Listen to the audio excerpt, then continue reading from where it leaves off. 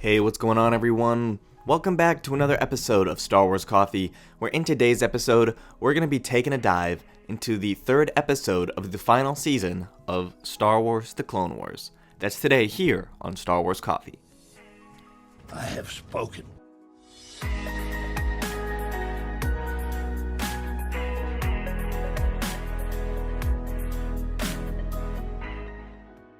Hello there to all of the returning subscribers, but if you're new to the channel and you're just finding Star Wars Coffee for the first time, be sure to always hit that like button, hit that subscribe button, and turn on that notification bell.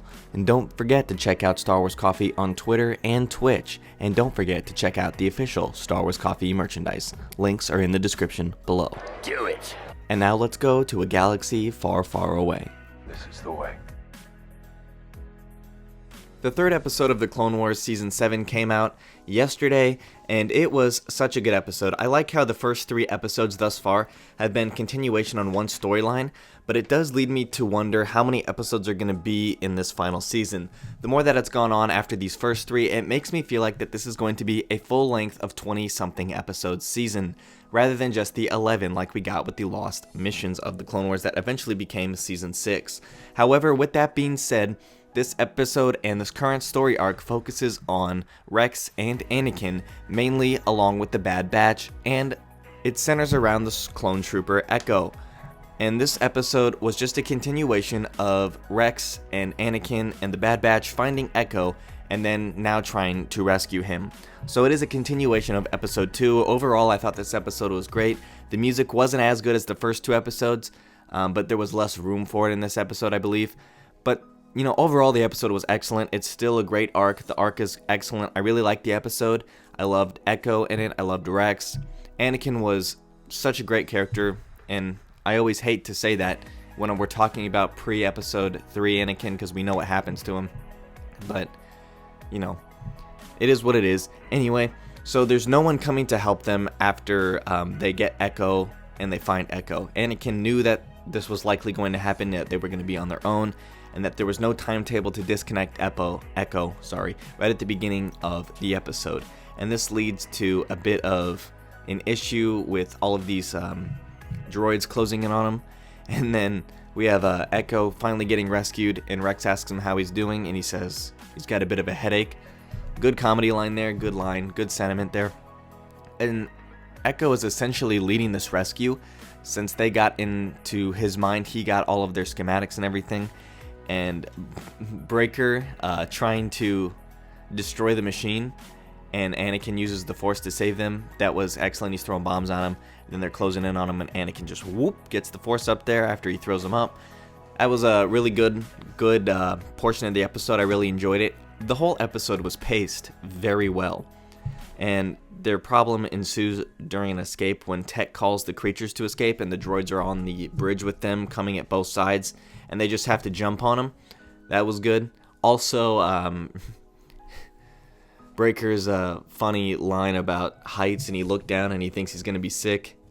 That was good. I like how they tied it in from episode 1 with the creatures, so it really is a continual arc, so you could watch all 3 of them back to back and really just kind of reinforce the fact that this is really one long arc. So this really could be 1 hour episode if they had decided to draw it out that way. And then Rex steps in when talking to the natives and negotiates after they come back, and Anakin is very proud. He says he couldn't have said it better himself, which I really love the relationship between Rex and Anakin. It's awesome, and especially the fact that both of their characters have such a strong connection to their emotions. It really shines through, and Filoni and the team did a great job of bringing that out. And it makes me wonder, you know, Rex didn't fall to the dark side, as we know, based on Rebels and everything, and yet Anakin did, and he let his emotions handle him in a different way. So I really like the interesting way that the dynamic that's handled there. And then we get another epic battle sequence. This season thus far has been shy none of great battle sequences. Really, all of the Clone Wars has excellent battle sequences. There isn't really a bad one that I can think of that comes to mind. It's all really well done. And I think that in this battle sequence, the teamwork has dramatically improved from episode 1, where they were kind of arguing with each other and the Bad Batch and Rex and Anakin, and they all didn't get along as well. In this episode, they really looked much more like a team, and Echo is up there with Anakin, and he's still fighting. He's not just sitting on the sideline. He's got his blaster, and he's shooting, and that's really cool. And seeing Rex order the Bad Batch around and having them respect him, even though, they have this kind of thing with against regs, as they call them, the regular clones, it was just good to see the communication there and the teamwork there. I really like that, and how that's kind of woven into this whole arc of them becoming a team, as well as kind of like a secondary arc. And Echo hints at Anakin's ego when he's talking about him still showing off, and he says, "You know me," and it really just foreshadows Anakin's fall. So this season thus far has done a good job of foreshadowing Anakin's fall, and Anakin uses this insane force move, which was really cool to kind of end the battle sequence. And the Bad Batch, makes the comment, it's hard to compete with the Jedi. And one thing, the Techno Union doesn't inform the Separatists of their loss, rather it's all in good time.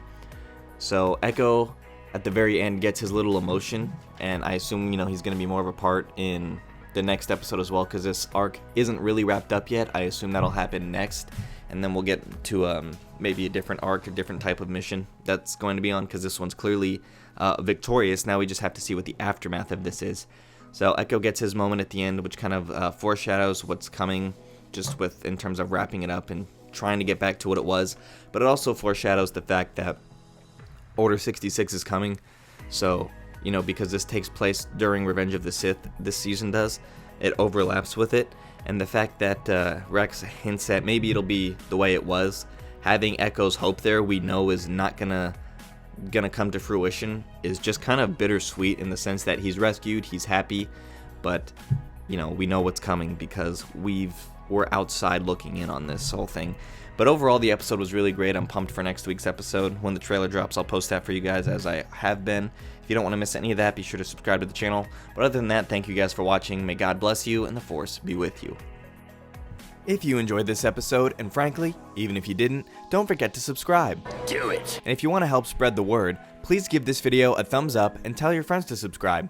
Please check out the official Star Wars Coffee merchandise, and don't forget to check out all of the content playlists on this channel, including The Rise of Skywalker, The Mandalorian, and much more.